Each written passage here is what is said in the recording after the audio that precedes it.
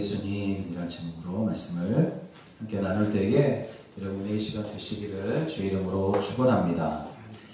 여호수아서는 우리가 알고 있듯이 이스라엘 백성이 하나님께서 함께 하시며 대신 싸워주심으로 가나안 땅을 정복해 가는 과정을 기록한 책이 바로 여호수아서입니다. 그래서 우리는 이러한 여호수아서를 통해서 환난과 고난이 많은 지금의 세상에서 믿는 자들과 함께 하시며 또 대신 싸워주심으로 낙심하지 않고 이기게 하시는 하나님의 손길을 우리는 경험할 수 있게 됩니다.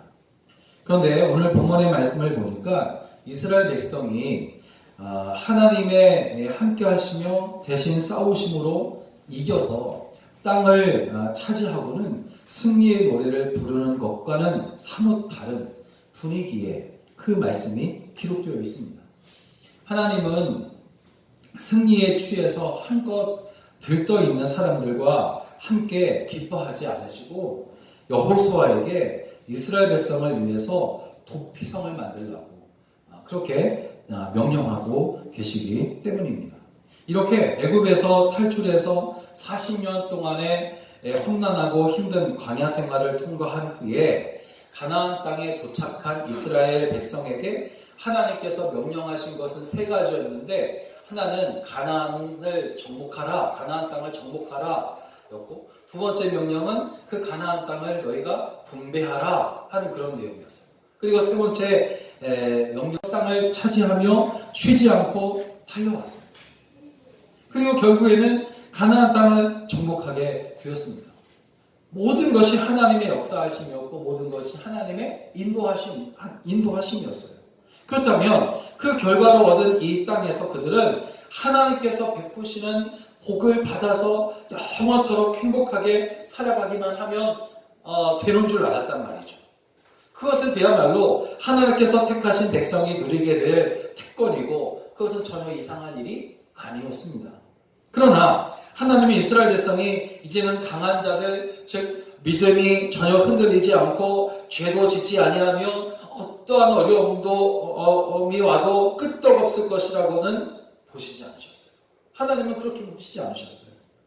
이방인들이 볼 때에는 무서워할 것이 하나 없는 정말 강한 민족, 강한 정복자의 모습이었겠지만 하나님께서 보실 때에는 여전히 그들은 연약한 존재라는 것입니다. 그래서 승리와 영광의 상징으로 큰 성을 건축하라고 명령하시지 않으시고 대신 연약한 자, 실패한 자, 실수한 자를 위한 도피성을 만들라고 말씀을 하신 겁니다. 그 도피성을 보면서 언제든지 죄를 지을 수 있는 연약한 존재임을 깨닫고 겸손히 하나님을 경외하고 순종하며 살기를 원하셨던 것입니다. 여호수아 20장 3절에서 부재 중에 실수로 사람을 죽인 자를 그리로 도망하게 하라. 이는 너희를 위해 피해 보복자를 피할 곳이라 말씀하셨습니다. 부지 중에라는 해당하는 히브리어 비시가가라는 히브리어 말인데 이 말은 실수로 혹은 알지 못한 채라는 그런 뜻을 가지고 있어요. 여러분, 인간은 어떠한 경우에라도 죄를 짓지 않을 능력을 가진 존재가 아니며 언제든지 실수할 뿐만 아니라 죄를 지은 것조차 모를 수 있는 불완전하고 연약한 존재라는 겁니다.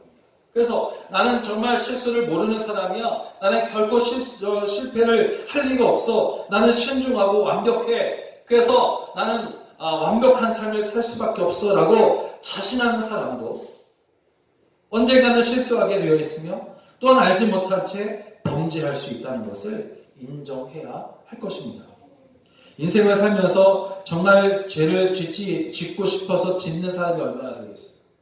내가 오늘은 어떤 죄를 지을까? 또 어떻게 하면 나쁜 짓을 잘할 수 있을까? 하면서 기대에 풀어 사는 사람이 있을까 하는 겁니다. 아마 정신적으로 이상이 있는 사람이 아닌 이상 그런 사람은 없을 겁니다. 죄인이기 때문에, 우리는 죄인이기 때문에 죄를 지을 수밖에 없는, 죄에 노출되어져 있는 모습이 바로 우리의 모습이란 말이에요. 그럼에도 우리는 좋은 성도가 되고 싶어하고 좋은 성도가 되고 싶어하고 또 좋은 사람이 되고 싶어해요. 그래서 주님께서 마태복음 7장 9절 10절에서 말씀하신 것처럼 너희 중에 누가 아들이 떡을 달라 하는데 돌을 줄 사람이 있으며 생선을 달라 하는데 뱀을 줄 사람이 있겠느냐. 너희가 악한 자라도 좋은 것으로 자식에게 줄 안다. 그렇게 말씀하셨어요. 이렇게 악한 자라도 강도라도 자기 자식에게는 좋은 것을 주는 좋은 부모가 되고 싶어 하는 것이 솔직한 심정이에요. 사람을 연구하는 심리학자들은 인간은 자신이 연약하다는 것을 알리기보다는 본능적으로 다른 사람들로부터 인정받고 싶어하고 또 사랑받고 싶어하는 욕구가 더 강하다, 그런 말을 합니다. 그래서 열심히 노력하며 최선을 다해 살려고 하지만 그러나 곧 그렇게 살아가는 것이 힘들다는 것을 알고는 거짓말로 자신을 과대 포장하고 도둑질을 하면서까지도 자신의 욕구를 만족시키려고 하는 것이 인간의 모습이라는 것입니다. 이렇게 우리는 생각하기를 과정은 무시하고서라도 내가 남보다 정말 많이 가지면, 남보다 많이 알면, 남보다 높아지면 마치 자신이 완전하고 강하고 대단한 사람인 것처럼 착각하고 그래서 교만해짐으로 자신도 모르게 죄에 빠져 영적으로 넘어지는 존재가 바로 인간이다, 그런 말입니다. 이스라엘 백성이 하나님께서 주신 가나안 땅에서 하나님의 백성으로 복을 누리며 사는 길에는 조건이 있어요. 하나님의 백성으로 복을 누리며 사는 길에는 조건이 있습니다. 그것은 죄에 대해서 자신의 연약함을 인정하고 하나님을 항상 경외하며 겸손하는 거예요. 겸손하게 사는 겁니다. 그것이 바로 가나안 땅에서 복되게 사는 겁니다. 성경을 보면 위대한 일을 한 사람도 놀라운 능력을 행했던 사람도 다 넘어지고 부서졌던, 무너졌던, 부서졌던 그런 일들이, 그런 경험을 가지고 있어요. 아브라함이나 다윗, 그리고 베드로를 비롯해 사도들과 사도 바울을 여러분 보세요. 그들 모두가 하나님의 존귀한 자들이 되어서 거룩하게 사용될 수 있었던 이유는 가장 먼저 자신의 나약함을 주님 앞에 엎드려 고백했기 때문이에요. 자신의 죄인됨을 주님 앞에 고백했기 때문이에요. 베드로를 보세요. 주여 나는 죄인입니다. 그러니 나를 떠나십시오. 그렇게 말했더니 주님은 그렇게 말한 베드로를 정말 떠나지 않으시고 오히려 내가 전에는 고기를 잡는 어부였지만 이제는 사람을 넘는 어부가 되게 할 것이다. 나를 따르라. 그렇게 말씀하십니다. 정말 나는 절대로 무너지지 않을 만큼 믿음이 훌륭하게 뛰어나다고 자만하는 사람은 어느 날 그 자만함으로 인해서 자신의 믿음이 결국 믿음이 아니었다는 것을 깨닫게 되고 말 것입니다. 코로나19 전염병으로 온 세계가 혼란에 빠져있는 이때에 우리는 무엇을 생각하며 또 무엇을 우리가 깊이 묵상해야 될 것인가? 지금 우리를 비롯해서 많은 교회와 그리스도인들이 하나님 앞에서 우리는 정말 나약한 존재였다는 것을 고백하고 자만했던 과거의 모든 것들을 내려놓은 후에 오직 우리는 더욱 하나님만을 바라보아야만 할 것입니다. 여러분, 모든 사람은 연약하여 질그릇같이 조심스럽게 다루지 않으면 어느 순간 떨어져서 깨질 수밖에 없어요. 그러나 동시에 질그릇 같은 우리에게 보배이신 우리 주님이 담겨져 계심을 우리가 믿고 먼저 하나님의 나라와 또 하나님의 뜻을 구하며 살아갈 때 우리는 정말 주님 안에서 어려운 상황 속에서도 행복함을 경험하게 될 줄로 믿습니다. 축복의 땅에, 약속의 땅에 하나님은 왜 축복과는 어울리지 않아 보이는 토피성을 만들어 놓으라고 하신 것일까? 진정한 축복은 부와 명예에 있지 아니하고 우리의 연약함과 하나님의 강하심을 믿는 믿음으로부터 시작되기 때문인 줄로 믿습니다. 두 번째로 왜 토피성을 만드셨냐면 회개하고 용서하는 자가 되라고. 우리는 회개하고 또 회개하는 자가 있으면 용서하는 자가 되라고. 그렇게 하시려고 토피성을 만드셨어요. 5절을 보니까 피해 보복자가 그의 뒤를 따라온다 할지라도 그들은 그 살인자를 그의 손에 내주지 말지니 이는 본래 미워함이 없이 부지 중에 그의 이웃을 죽였습니다. 그렇게 말하고 있어요. 여러분, 하나님은 백성이 피해 보복자로 살기를 원하지 않으셨다는 것을 알 수 있습니다. 어떤 사람이 부지 중에 나와 내 가족에게 해를 입히면 눈은 눈으로 이는 이로 갚으라는 율법대로 행하려고 합니다. 앞뒤 가리지 않고 오로지 감정에 휩쓸려서 똑같이 보복하고 혹은 더 강하게, 더 세게 그렇게 보복하고 싶은 마음이 있단 말이에요. 그렇게 되면 자칫 이성을 잃어버리고 더 큰 죄를 지을 수가 있게 되는 겁니다. 이때에 하나님은 도피성으로 피한 사람을 어떻게든 보복하려고 하는 그런 피해 보복자에게 내주지 않게 하시는데, 여기서 우리는 하나님의 마음을 발견할 수가 있어요. 우리에게도 자신과 자신의 가족에게 고통과 아픔을 준 사람을 잊지 않고 언젠가는 반드시 보복하려고 하는 마음이 있단 말이죠.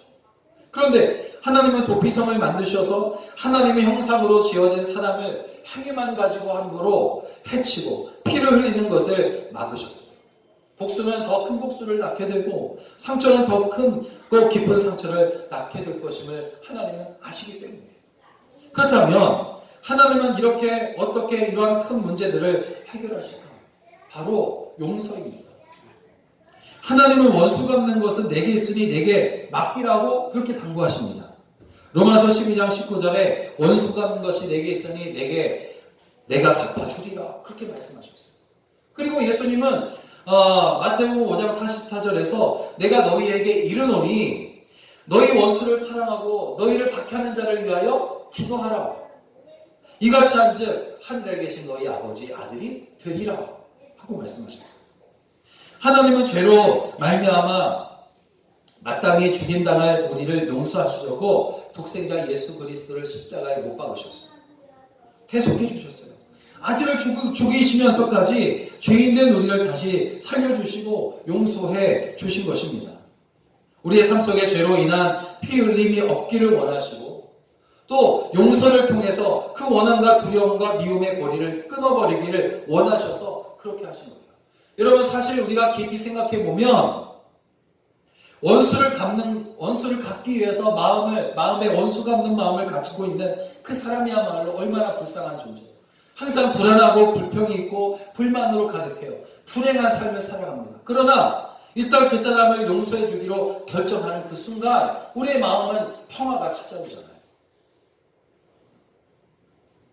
사무엘상 25장을 보면 사무엘이 죽고 마음이 괴로웠던 다윗이 모든 나그네에게 자비를 베푸는 풍습이 있는 절기에 나발이라는 사람에게 부하를 보내어서 도움을 요청합니다.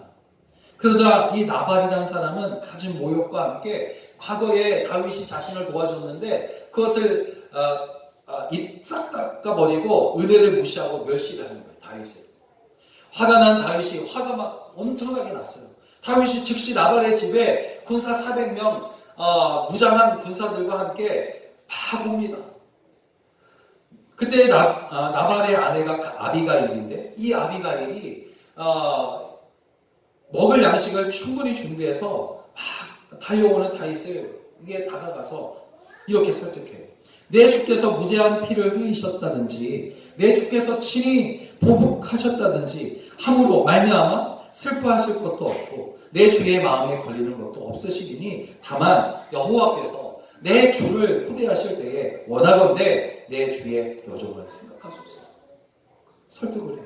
이 말에 다윗이 크게 깨달으면서 말합니다. 오늘 너를 보내어 나를 영접하게 하신 이스라엘의 하나님 여호와를 찬송할지로다. 또 너희의 지혜를 칭찬할지며 또 내게 복이 있을지로다. 오늘 내가 피를 흘릴 것과 친히 복수하는 것을 내가 막았느니라. 그렇게 말하고 있어요. 흥분을 가라앉히지 못하고 정말 괘씸한 나발을 그 가족을 다 멸절하려고 400명의 군사들을 데리고 막 달려오는 다윗에게 이 나발의 아내 아비가일이 이렇게 하였더니 다윗이 내가 실수하고 있었구나. 내가 흥분하고 있었구나. 이렇게 말하는 거예요. 이런 하나님이 이 일을 통해서 다윗이 피를 흘리지 않게 하셨고 나발을 용서한 다윗을 세우실 때에 복 있는 지도자로 축복을 하신 겁니다.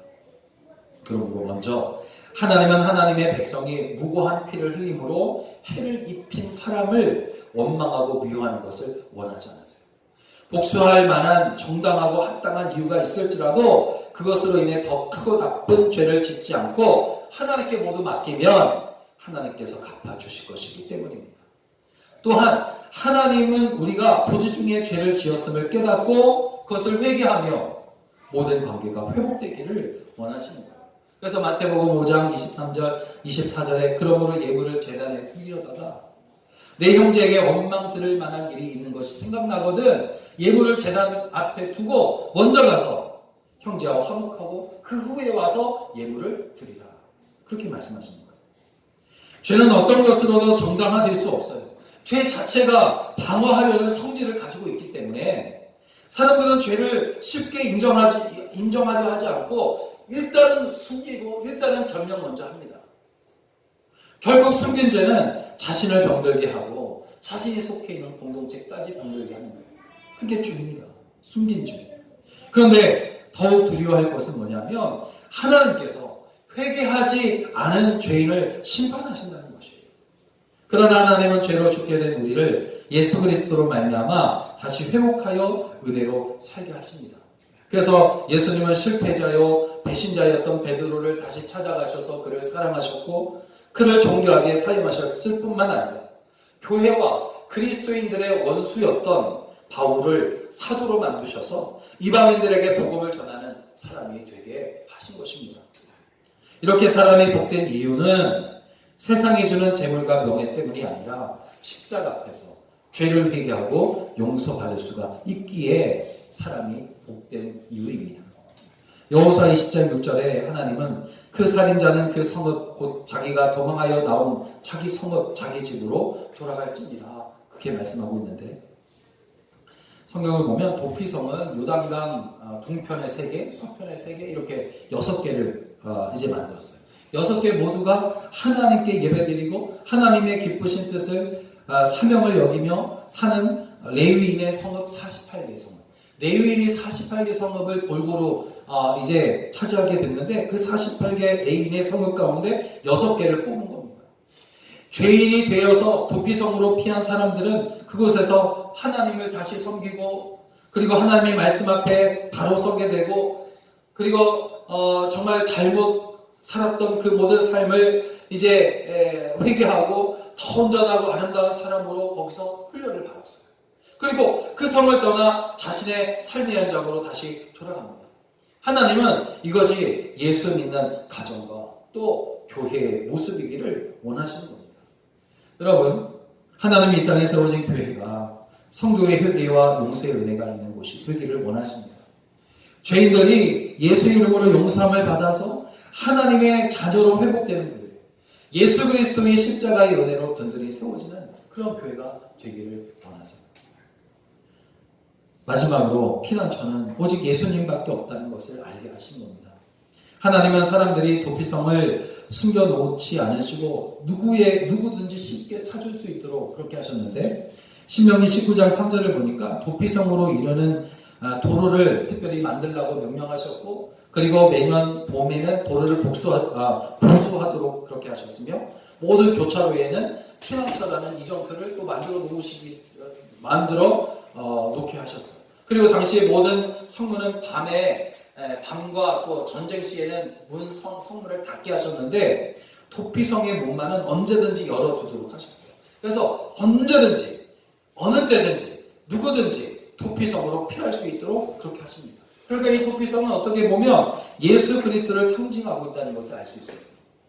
세상에 어떤 곳에서도 죄를 용서받을 수 없습니다. 오직 예수님께 나와야만 죄를 용서받을 수 있어요. 예수 그리스도만이 우리의 구속자가 되시기 때문입니다. 여러분, 우리의 생명을 건지려면 도피성 되시는 예수님께로 가야 합니다. 우연히 혹은 자신도 모르게 죄를 지었어도 율법에는 살인자는 죽음을 피할 법이 없어요. 그런데 살 수 있는 단 한 가지 방법이 있다면 도피성으로 피하는 겁니다. 여러분, 우리가 살 길은 예수님께로 가는 것밖에 없는 줄로 믿으시기 바랍니다. 나로 하여금 하나님의 뜻을 이루는 일을 그르치게 하지 않는 것도 또 내가 회개하고 하나님의 온전한 사람으로 회복하는 길도 바로 예수님께 피하는 것밖에 없어요. 도피성에 들어가는 사람은 자신이 죄인이며 이 성에 들어가지 않고서는 살 길이 없다는 절박함이 있는 사람이 이런 사람들이에요. 그렇다고 무조건 도피성으로 들어갈 수 있느냐? 아니에요. 성 입구에서 그곳에 있는 장로들에게 자신의 죄를 고백해야만 합니다.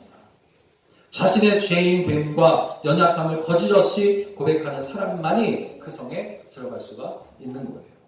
마치 탕자가 아버지 앞에 무릎을 꿇고 하늘과 아버지께 죄를 얻었노라 고백했듯이, 사도 바울이 나는 죄인 중에 괴수라고 고백했듯이, 그래서 주님 안에 들어가지 않으면 내가 살 수 없다고 가슴치며 그 앞에 엎드리는 사람이 다시 회복될 수 있다는 것입니다. 사랑하는 여러분, 진정한 행복은 스스로 강하다고 생각할 때가 아니에요. 오히려 자신의 연약함을 인정하고 회개하며 용서함으로 하나님께서 보여주신 길을 믿음으로 걸어갈 때 진정한 행복이 거기에 있는 줄로 믿습니다. 세상을 살아가다 보면 피할 곳이 없는 절박한 상황 속에 처할 때가 있어요. 어떻게 하면 이 난관을 헤쳐나갈 수 있을까 고민을 해도 길이 보이지 않을 때가 있어요. 나의 힘으로는 어떻게 할 수 없고 내 잘못은 아니지만 내가 책임져야 할 때 갈 곳도 숨을 곳도 없고, 그래서 내가 할 수 있는 일이 하나라도 남아있기는 할까 절망하고 있을 때 하나님은 도피성을 잘 보이는 곳에 만들어 놓으십니다. 우리는 지금 얼마나 힘든 세상에서 살고 있어요. 이러한 때에 세상을 원망하며 불평하는 것은 당연하지 않냐고 사람들은 말합니다. 그러나 오늘 그리스도인들은 구약의 선지자들이 외쳤던 것처럼 그 모든 환난은 바로 우리가 연약하여 하나님께 죄를 지었기 때문이라고 회개하며 주님이시며 구주 되신 우리 주 예수 그리스도께 피해야 할 것입니다. 그렇게 함으로 모든 것을 이기고 극복하는 저와 여러분, 그리고 이 땅에 세워진 모든 교회들과 오늘 우리 교회가 되기를 간절히 원합니다. 기도하겠습니다. 살아계신 주님,